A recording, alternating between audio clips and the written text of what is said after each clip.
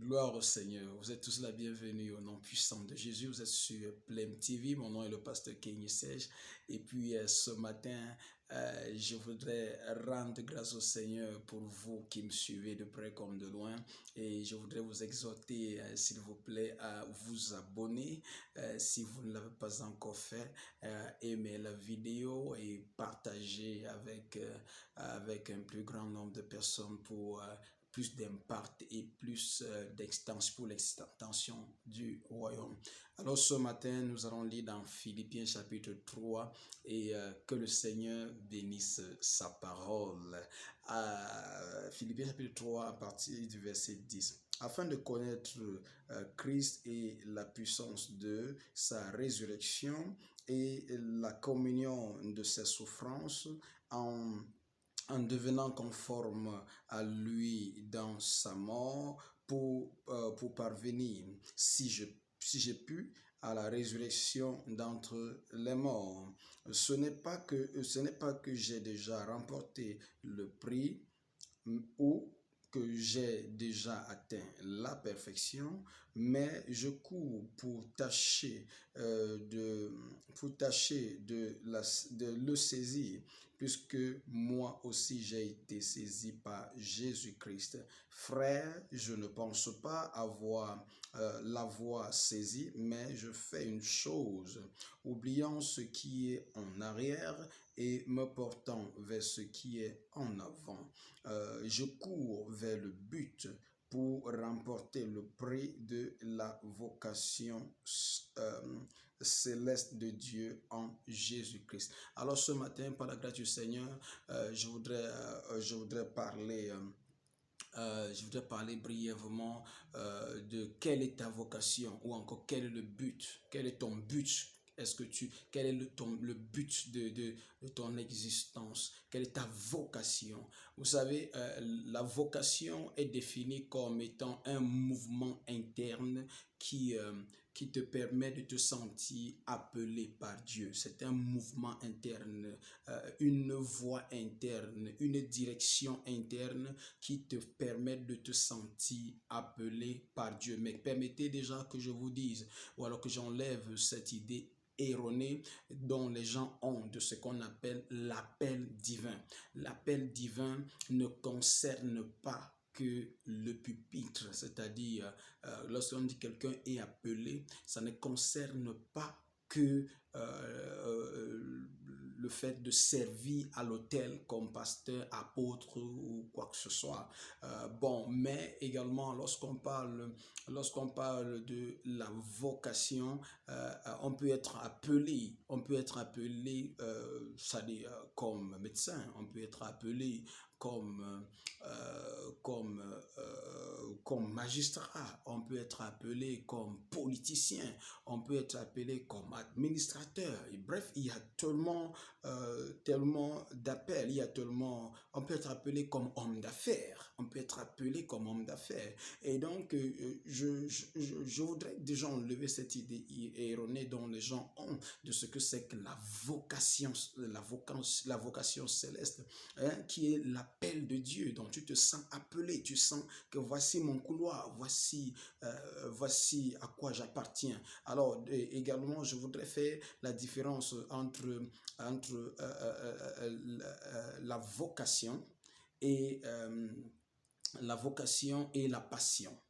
Voilà, la vocation et la passion. Alors, la passion, c'est un désir particulier qui est personnel, qui est propre de vouloir faire quelque chose ou bien de vouloir devenir quelque chose. C'est-à-dire que c'est un amour particulier pour quelque chose. C'est-à-dire que ça ne dépend pas forcément de ce que Dieu veut. C'est-à-dire que en dehors de ce que Dieu veut, tu peux avoir ce que tu veux ou alors ce que tu voudrais devenir. Tu souhaiterais devenir, tu aimerais devenir. Ça, c'est la passion. Maintenant, en dehors de la passion, il faut bien faire la différence entre la vocation et la carrière. Alors, la carrière peut être, la carrière, en fait, c'est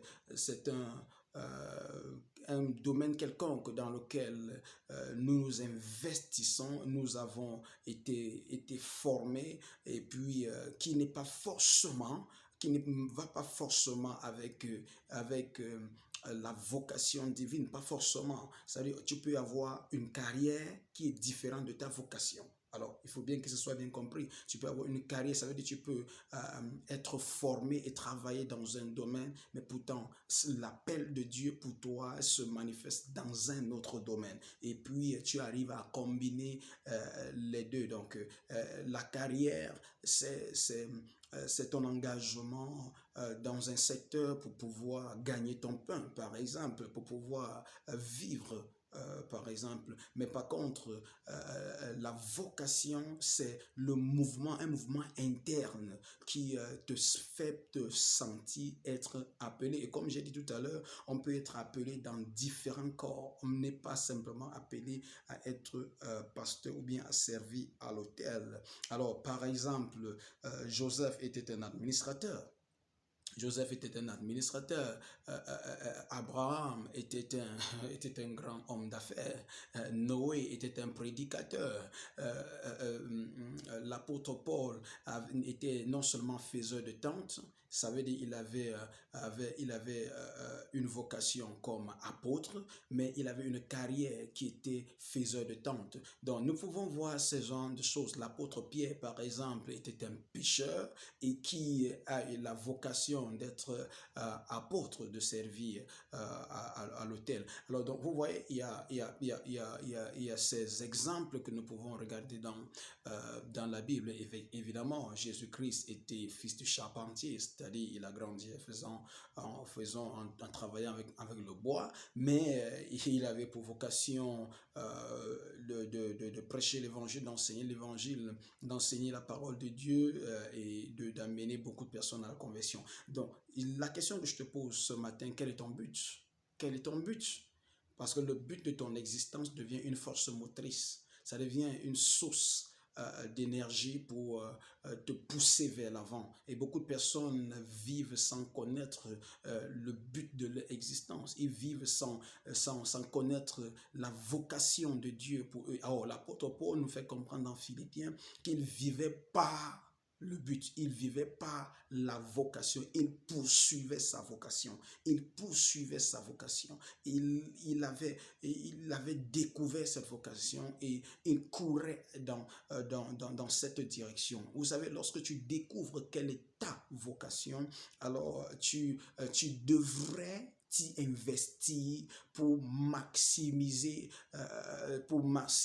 tes réalisations, parce que c'est en fait ça le plan de Dieu pour ta vie, c'est en fait ça le but de ton existence. Souvenez-vous, lorsque le Seigneur parle à Jérémie et il lui dit Jérémie, Jérémie, avant que tu ne fusses conçu dans le sein de ta mère, je te connaissais et je t'avais établi comme prophète des nations. Alors Jérémie, jusqu'à ce moment-là, n'avait aucune idée du plan de Dieu pour sa vie, mais dès cet instant, tout a basculé dans sa vie. En fait, la vocation est devenue la principale chose dont il devait poursuivre et atteindre. Alors ce matin, je te pose la question, quelle est ta vocation? Quelle est ta vocation? Quel est le but de ton existence? Est-ce que tu es déjà venu à découvrir quel était le but de ton existence? Alors ce matin, je voudrais te laisser avec cette question.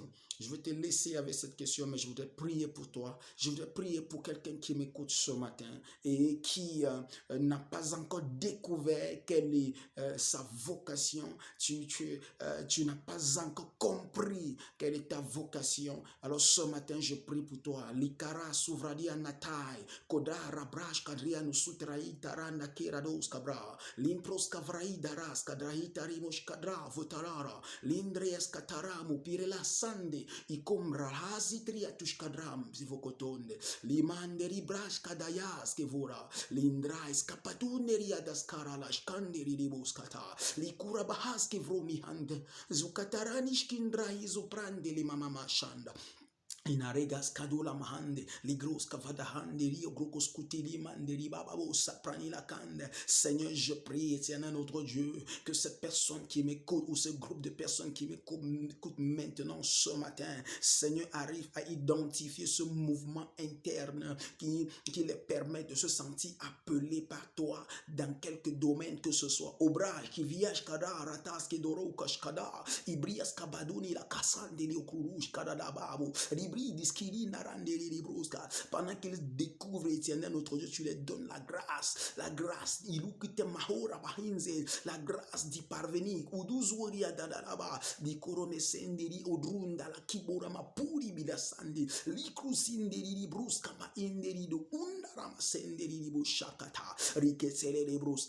Je prie pour ceux qui ont déjà découvert, mais qui ont des difficultés à y parvenir. Seigneur, j'enlève les difficultés du devant d'eux. J'enlève les difficultés, quel que soit l'obstacle au devant de toi qui t'empêche de marcher dans ta vocation, qui t'empêche de marcher dans le but de ton existence. Je prie maintenant et je déclare, je décrète que cela est enlevé par le feu et par le tonnerre. Que c'est enlevé par le feu et par le tonnerre. C'est enlevé par le feu et par le tonnerre. Je prie pour quelqu'un qui m'écoute ce matin.